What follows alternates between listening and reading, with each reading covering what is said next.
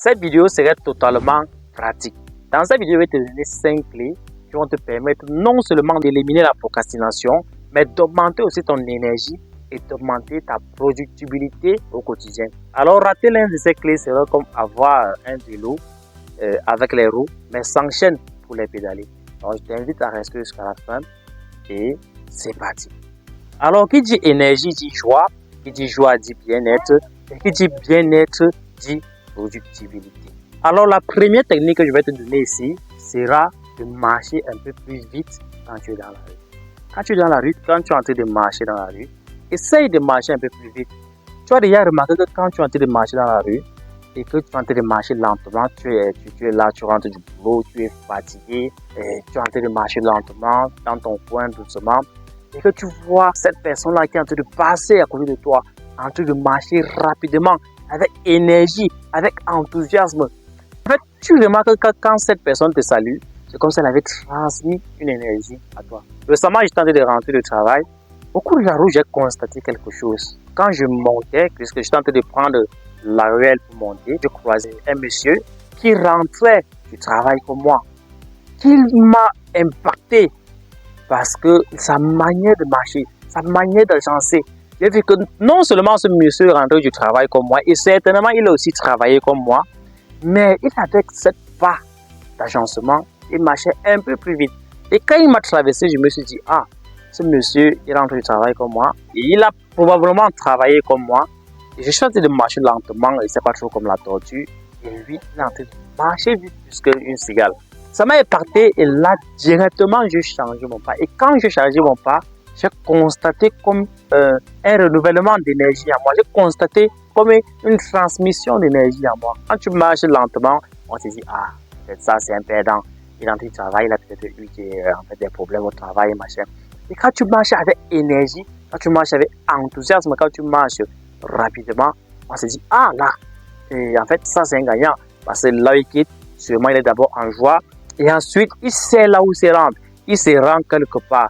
Et là, tu as plus d'influence auprès des autres. En fait, cela fait partie de ce qu'on appelle le body language. Donc, l'information que transmet ton corps à chaque minute, à chaque seconde. Alors, ceux qui ont tendance à marcher vite, ceux qui marchent vite et qui se déplacent rapidement, ont toujours tendance à te transmettre des énergies positives. Quand cette personne te salue, c'est comme si tu avais transmis une énergie qui vient booster et changer directement ton énergie. Donc, je te recommande fortement de marcher un peu plus vite quand tu es dans la rue. Quand tu te rends à un événement, bien que tu te rends où que ce soit, essaye d'agencer un peu tes pas, marche plus vite que prévu. Alors la deuxième technique que je vais te donner ici, on va toujours continuer dans la marche, serait de marcher la tête levée. De marcher la tête levée. Je le répète encore, de marcher la tête levée. En fait, on a cette habitude-là de marcher à tête baissée parce qu'on a nommé cette génération tête baissée. Tu ne te rends pas compte comme marcher à tête levée a un impact considérable dans ta vie. Quand tu marches à tête levée, cela te donne non seulement une confiance en toi, mais te procure aussi un sentiment de bien-être, un sentiment de respect, un sentiment de confiance. Quand tu es en train de marcher dans la rue, essaye un peu de laisser ton téléphone, essaye un peu de négliger ton téléphone. Marche la tête levée. Regarde là où tu es en train d'aller. Marche la tête levée. Regarde ta cible. Regarde là où tu es en train d'aller. Rien que ces deux petits changements qui semblent rien du tout peut considérablement augmenter la confiance en soi. On dit souvent que ceux qui marchent la tête baissée sont toujours et généralement les perdants. Ceux qui marchent la tête baissée, ceux qui essayent toujours d'éviter le visage des gens sont toujours et généralement les perdants. Alors veux-tu faire partie des perdants? Non. Si tu ne veux pas faire partie des perdants, si tu veux faire partie de ceux qui procurent de la confiance, qui procurent de la joie aux autres, quand tu marches, lève la tête. Récemment, j'ai expérimenté cela. Quand tu lèves la tête, les gens ont beaucoup tendance à beaucoup te saluer. Expérimente un peu cela en une semaine. Tu lèves la tête quand tu es en train de marcher dans une ruelle. Tu regardes celui qui vient de l'autre côté en face. Tu me diras, la personne, si la personne ne te salue pas, la personne va te faire un geste, soit d'un sourire, soit d'un geste du corps, mais la personne va te transmettre une information.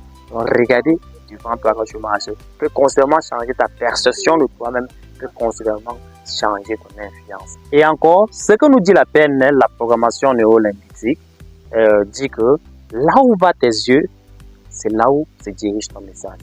Ton message se dirige là où va tes yeux.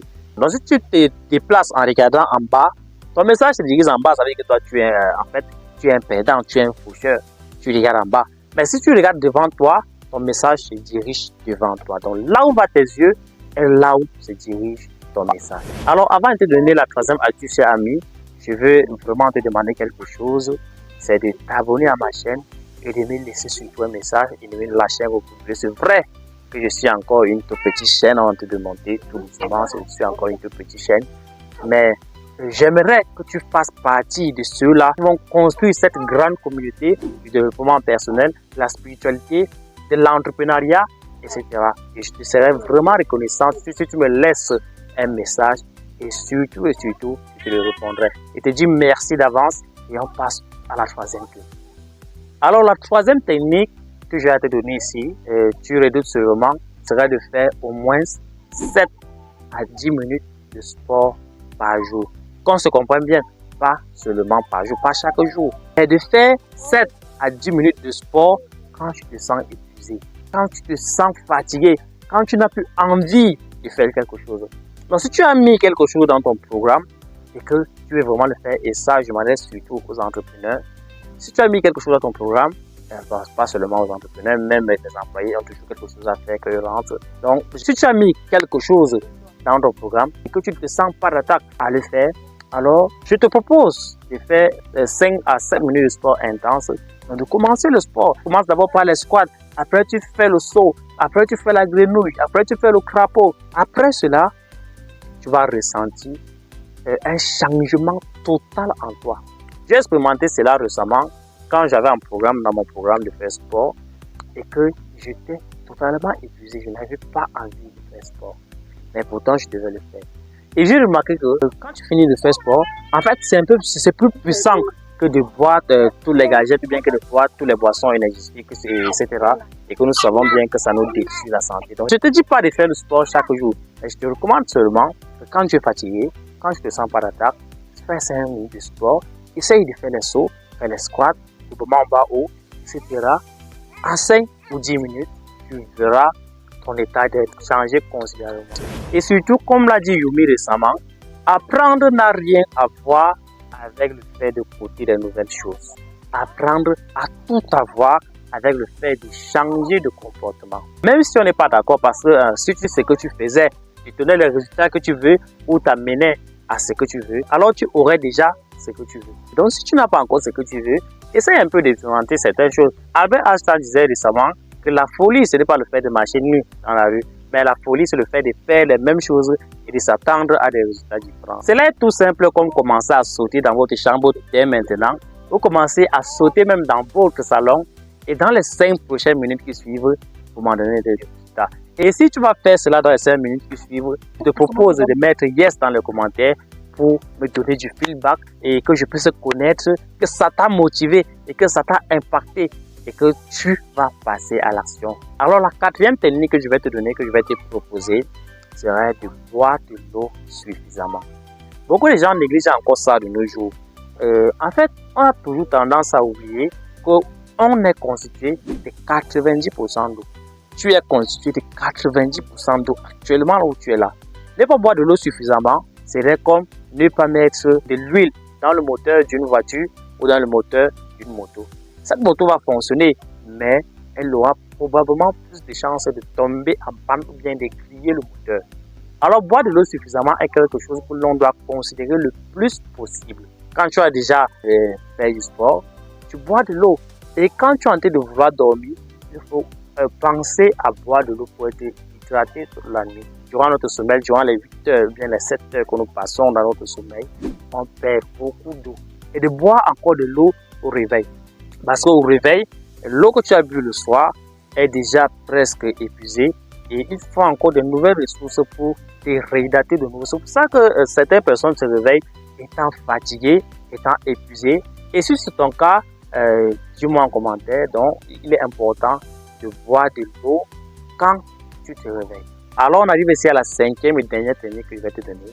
La cinquième technique que je vais te donner ici serait de sourire le plus possible. J'ai déjà parlé de cela dans mes vidéos précédentes. On dit souvent que ce n'est pas parce que la vie est dure que tu ne souris pas, mais c'est parce que tu ne souris pas que la vie est difficile. Commence dès maintenant, commence dès aujourd'hui. C'est très facile, tu peux commencer dès aujourd'hui. Mets-toi un objectif de sourire aux 2 prochaines personnes que tu vas rencontrer. Dès ce moment-ci, dès à présent. Si tu regardes ces vidéos au travail, bien si tu regardes ces vidéos à la maison, bien que tu regardes ces vidéos dans une salle de sport, mets-toi un objectif que tu vas sourire à tes enfants, que tu vas sourire aux 2 prochaines personnes que tu vas rencontrer sur la route de retour. Et si c'est le cas, je te propose de me mettre un yes pour me donner un feedback, pour m'encourager dans le processus du travail que je suis en train de faire. Je te remercie d'avance. Quand tu vas arriver, il y a ton cerveau, la partie du cerveau, l'amygdale limpide va te dire, en fait, sourire à cette personne, c'est encore mieux de passer. Et sourire à cette personne, c'est mieux de passer. En fait, si tu souris à cette personne, tu vas gagner quoi? Si tu souris à cette personne, tu vas gagner quoi? Donc, mets-moi un yes dans le commentaire pour pouvoir mettre un cachet sur ton engagement et pouvoir donner un signal à ton cerveau que tu dois le réaliser, tu dois le faire et que rien ne peut t'empêcher. En fait, depuis que j'ai compris cela et que je me suis mis à expérimenter cela, je me suis mis à réaliser que les gens me souriaient plus. J'ai commencé à réaliser que les gens m'accueillaient plus. J'ai commencé à réaliser que les gens aimaient m'accompagner. Les gens me respectaient même plus dans mon lieu de travail et les gens me respectaient même plus sur la route de chemin ou partout où je suis. Alors, tu as aimé ces 5 techniques et que tu as vraiment apprécié ces 5 conseils que je viens de te donner, je te recommande de me lâcher un pouce bleu et de me laisser un commentaire. Et surtout, n'oublie pas de t'abonner pour ne pas rater des prochaines astuces, des prochaines choses qui vont émerger de cette chaîne. Et il y a des choses nouvelles qui vont naître de cette chaîne. Je t'invite alors de ne pas oublier de t'abonner. C'était Alpha Sylvain. Soyez éveillés et conscients pour un bon projet. On se dit à la prochaine.